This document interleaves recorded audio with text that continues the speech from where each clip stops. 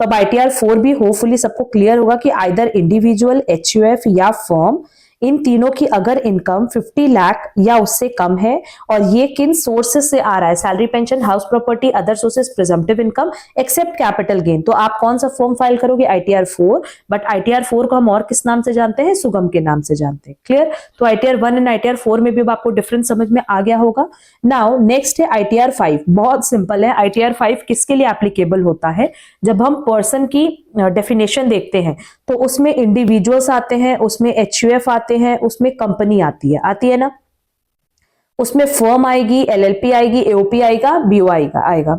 But ITR 5 कौन file कर सकता है? Only firm, LLP, AOP, BOI। Individual नहीं फाइल कर सकता, HUF नहीं फाइल कर सकता, कंपनी फाइल नहीं कर सकता। एंड वो पर्सन, हम पर्सन की बात करें, वो पर्सन जो ITR 7 फाइल करेंगे वो भी ITR 5 नहीं फाइल कर सकते, क्योंकि पर्सन में फर्म, LLP, AOP, BOI चारों आएंगे।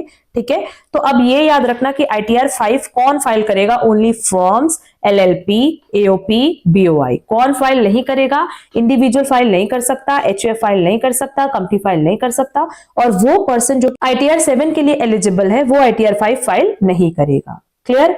तो ITR 1, 2, 3, 4 में हमने फर्म, LLP, AOP, BOI का कुछ खास डिस्कशन नहीं किया था। अब उनको अगर वो इनकम जनरेट कर रहे हैं, वो कौन सा रिटर्न प्रेफर करेंगे? ITR 5। क्लियर? तो यहाँ पे आप लोग प्लीज यहाँ पे ऐसे करके मेंशन भी कर लेना कि इंडिविजुअल नहीं फाइल कर सकते, HUF नहीं फाइल कर सकते, कंपनी नहीं फाइल कर सकती, और वो पर्सन जो ITR 7 फाइल करे वो नहीं फाइल कर सकते। Clear? Now next is ITR 6। अगर ITR 6 की बात करें तो ITR 6 सिर्फ कंपनीज फाइल कर सकते हैं।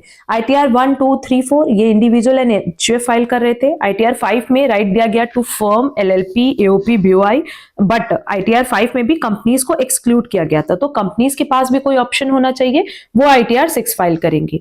बट ITR 6 में ये चीज भी लिखी है, company is not claiming exemption under section 11। अब सेक्शन 11 क्या है?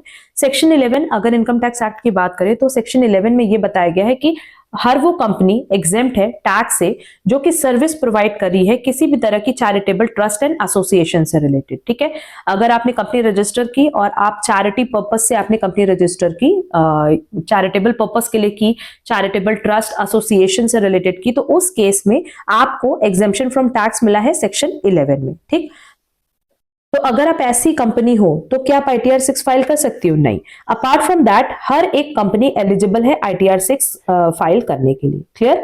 तो हर एक कंपनी जो कि बिजनेस जनरेट कर रही है, जो कि प्रॉफिट जनरेट कर रही है, लॉस जनरेट कर रही है, वो ITR 6 फाइल करेगी। और ITR 6 के लिए सिर्फ और सिर्फ एक एग्जेम्पशन है कि अगर आप सेक्शन 11 वाली कंपनी हो